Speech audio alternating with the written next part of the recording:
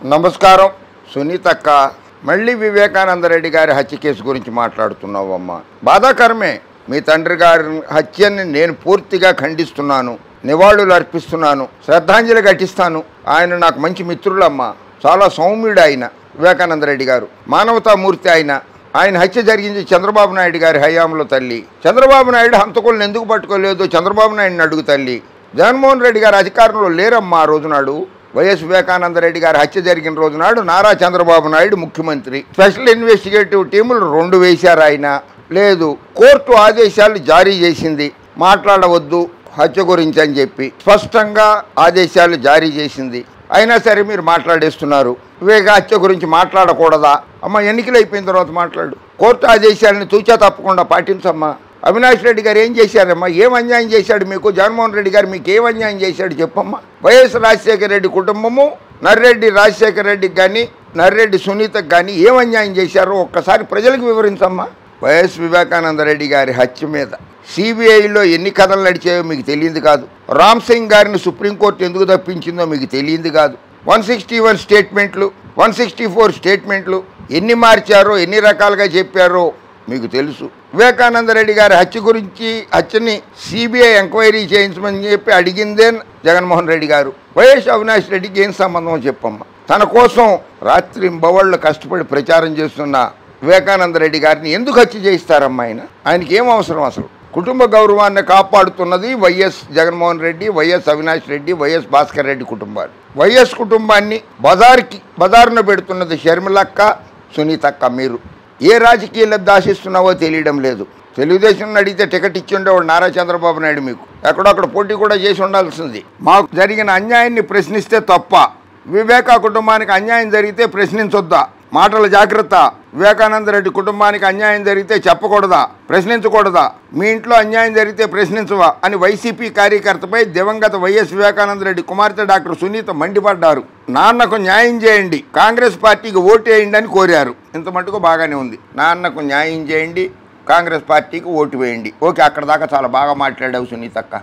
Okay, it is well and good. గ్రామంలోని వైసీపీకి చెందిన ఒక కార్యకర్త ప్రచారం చేసుకోండి, కానీ వివేకా కేసుతో మీకేం పని అంటూ సునీత ప్రసంగాన్ని అడ్డుకునే ప్రయత్నం చేశారు. వెంటనే అప్రమత్తమైన పోలీసులు అతనిని అడ్డుకుని పక్కకు తీసుకెళ్తుండగా అతను మరోమారు మాట్లాడారు. దీంతో సునీత తీవ్ర స్వరంతో అతను హెచ్చరించారు. వివేకానంద రెడ్డికి అన్యాయం జరిగితే చెప్పడం తప్ప, మీ ఇంట్లో అన్యాయం జరిగితే ప్రశ్నించవా? మాటలు జాగ్రత్తగా రాని అన్నారు. పోలీసులు ఆ వ్యక్తిని అక్కడి నుంచి తీసుకెళ్లారు. వివేకానంద రెడ్డికి జరిగిన అన్యాయానికి కాంగ్రెస్ పార్టీకి ఓటు వేస్తే న్యాయం జరుగుతుందని సునీత చెప్పారు.